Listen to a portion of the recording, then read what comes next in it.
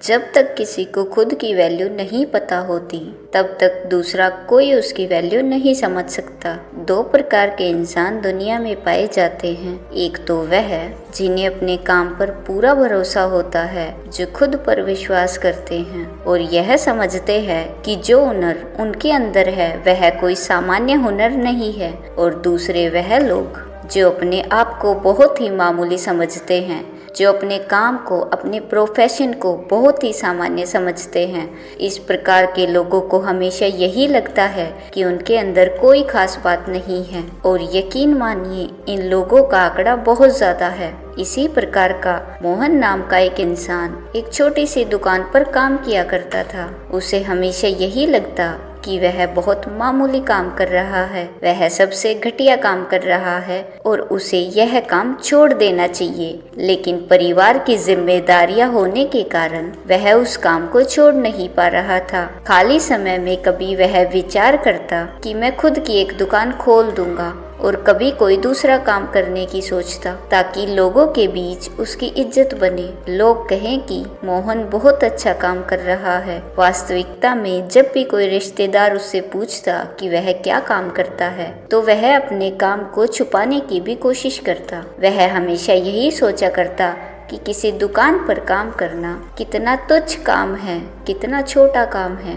इससे अच्छा तो आदमी खाली बैठ जाए, कोई अगर पूछे भी तो कह तो दे कि किसी काम की तलाश कर रहा हूँ, अभी तो कोई कार्य मिला नहीं है। लेकिन ऐसे तुच्छ काम के बारे में दूसरों को बताना क्या सही रहेगा? वह मेरे बारे में क्या सोचेंगे कि यह कितना छोटा काम कर रहा है? क्या उनके बीच मेरी इज्जत, मेरी वैल्यू कभी रह पाएगी? ऐसे विचार मन में बार बार आने की वजह से वह अक्सर तनाव में भी रहने लगा था। दुकान पर काम करने के उसे बहुत ही कम पैसे मिलते थे, जिससे वह अपने बीवी बच्चों की जरूरतें भी पूरी नहीं कर पाता था। इसीलिए रातों में उसे नींद भी नहीं आती थी। वह अपने आप को फालतू समझता था और दुनिया में खुद को बोझ समझता था। वह कभी कभी आत्महत्या करने के भी विचार करता। एक दिन मोहन दुकान पर अकेला काम कर रहा था। उसका मालिक कहीं बाहर गया हुआ था। तभी अचानक उसकी दुकान पर एक बौद्ध भिक्षु भिक्षा लेने के लिए आते हैं। उस भिक्षु के चेहरे पर एक दिव्य तेज था, उसकी आंखों में एक शांति थी। मोहन ने इस बौद्ध भिक्षु को भिक्षा देते हुए एक सवाल पूछा। मोहन ने पूछा, हे महात्मा, आपकी आंखों में गजब की शांति है, आपके चेहरे पर गजब का तेज है। आपने जिस प्रेम से मुझसे भिक्षा मांगी है तो उससे स्पष्ट होता है कि आपकी वाणी भी बहुत प्रिय है, लेकिन हर कोई आपकी तरह दयालु और प्रेम पूर्ण नहीं होता। मोहन ने खुद को संबोधित करते हुए पूछा, हे महात्मा, मैं हमेशा दूसरों की मदद करता हूँ, हमेशा दूसरों के काम आता हूँ, उसके बावजूद लोग मेरी इज्जत नहीं करते। इज्जत करना तो दूर की बात रही, मेरी कोई कदर भी नहीं करता, मुझे कोई पूछता तक नहीं है और मुझे यह लगता है कि मैं एक दुकान पर एक बहुत ही तुच्छ काम कर रहा हूँ, जिसकी वजह से लोग मेरी कभी भी इज्जत नहीं करेंगे। हालांकि मैं कभी किसी का बुरा नहीं चाहता, मैं हमेशा दूसरों की मदद करना चाहता हूँ। इसके बदले कम से कम दूसरे लोगों को मुझसे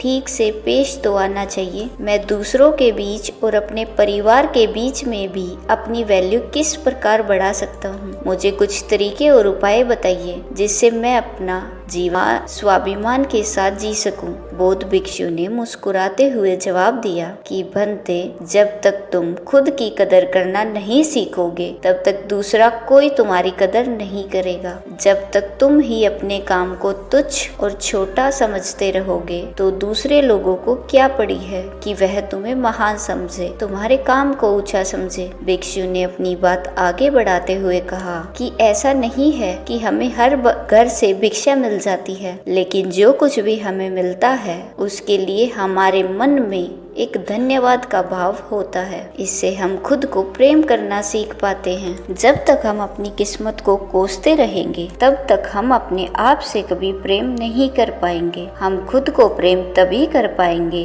जब हम अपने आप को किस्मत वाला समझेंगे। मोहन ने भिक्षु की बात काटते हुए कहा कि हे महात्मा, मैं अपने इस छोटे से काम से कैसे संतुष्ट रह सकता हूँ? मैं कैसे ऐसे तुच्छ काम के लिए अपने मन में एक धन्यवाद का भाव भाव पैदा कर सकता हूँ। यह कैसे संभव है? अगर मैं अपने काम को पसंद ही नहीं कर रहा तो क्या उपाय है? इस पर भिक्षु ने सड़क पर एक भिखारी की तरफ इशारा करते हुए कहा कि जरा उस भिखारी को गौर से देखो, उसका भी परिवार है, उसके भी बच्चे हैं, वह भी किसी का पिता है, लेकिन अगर तुम महसूस करो तो तुम्हारी नजर में वह तुमसे भी ज्यादा तुच्छ काम कर रहा है, तो तुम तो उससे बेहतर हालात में हो। तुम्हें तो खुश होना चाहिए। हर किसी की किस्मत तुम्हारे जैसी नहीं होती। हर किसी को किसी दुकान पर कार्य करने का मौका नहीं मिलता। अगर तुम ऐसे सोचोगे तो तुम्हारे मन में एक धन्यवाद का भाव अपने आप पैदा हो जाएगा। तुम्हारा शरीर स्वस्थ है, तुम्हें कोई चिंता नहीं है, लेकिन फिर भी तुम अपने आप को बहुत तुच्छ समझते रहते हो। इसमें तुम्हारे सिर्फ सोचने के नजरिए की कमी है। अगर तुम अपने सोचने के तरीके को बदल दो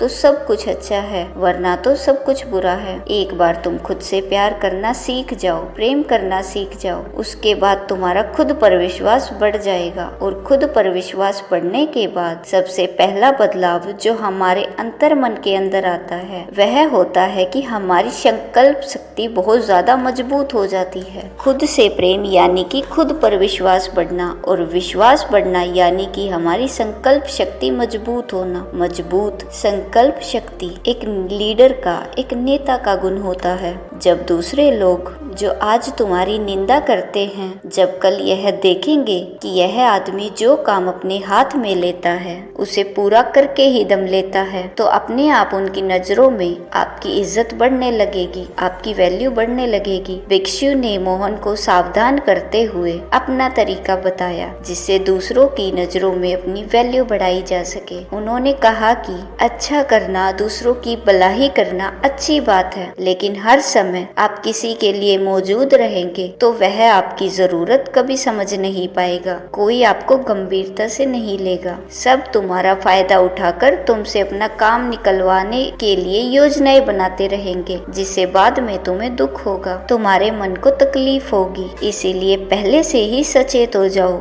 हर किसी के लिए हर समय उपलब्ध मत रहो। जो हमारे करीबी हैं, हमारे अपने हैं, उनके लिए हमेशा मौजूद रहो, लेकिन दूसरों को अपनी जरूरत महसूस कराओ। जब भी वह कोई कार्य करे उन्हें आपकी कमी महसूस होनी चाहिए, और जब ऐसा होने लगे तब समझ लेना दूसरों के सामने तुम्हारी इज्जत, तुम्हारी वैल्यू बढ़ने लगी है। अगली सीख भिक्षु ने बताते हुए कहा कि कभी भी अपना काम पूरा होने से पहले उस काम के बारे में किसी को मत बताना, वरना तुम मजाक का पात्र बनोगे। कुछ लोग काम पूरा होने से पहले ही ढींगे आंकने लगते हैं। कुछ लोगों की तो आदत ही होती है लंबी लंबी बातें बनाने की। पहले वह बहुत लंबी लंबी बातें बना देते हैं, और जब काम पूरा नहीं होता तो दूसरों के सामने शर्मिंदा होना पड़ता है। लेकिन अगर आप ऐसा करेंगे तो दूसरे लोग आपको गंभीरता से क्यों लेंगे? चुप रहकर बिना किसी को बताए निरंतर खामोशी में अपने लक्ष्य पर काम करते रहो, और एक दिन वह भी आएगा जब आप अपने लक्ष्य को पा लेंगे। उसके बाद लोगों को अपने आप ही पता चल जाएगा। अपनी बात को जारी रखते हुए भिक्षु ने बताया कि अपनी झिझक को दूर करो, अपने डर को दूर करो। अपनी झिझक और अपना डर दूर करने का सिर्फ एक ही तरीका है कि तुम उसका सामना करो। अगर अनजान लोगों से बात करने में हिचकिचाहट होती है तो उनसे जबरदस्ती बात करने का अभिनय करो, और अभिनय करते करते एक दिन वह भी आएगा जब आपको किसी से कोई झिझक नहीं रहेगी। आप किसी भी अनजान आदमी से बेधड़क बात कर पाएंगे। जब दूसरों के सामने बिना किसी डर और बिना किसी झिझक के आप अपने विचार रखेंगे तो दूसरे लोग आपकी स्पष्टता की, आपकी निर्भीकता की अपने मन में तो जरूर तारीफ करेंगे। भिक्षु ने मोहन को सावधान करते हुए कहा कि याद रखना, घमंड यानी कि अहंकार की दीवार बहुत बारीक होती है। वह कब तुम्हारी गर्दन काटेगी तुम्हें पता भी नहीं चलेगा। भौतिक जीवन में कुछ उपलब्धियां हासिल करने के बाद कुछ लोगों को अहंकार हो जाता है। हो सकता है वह अहंकार आपको नजर न आए, लेकिन दूसरों को वह अहंकार महसूस हो जाता है। इसीलिए जब तक आप सामने रहेंगे, आपके ओहदे की वजह से वह आपकी इज्जत करेंगे, आपके सामने आपकी बड़ाई करेंगे,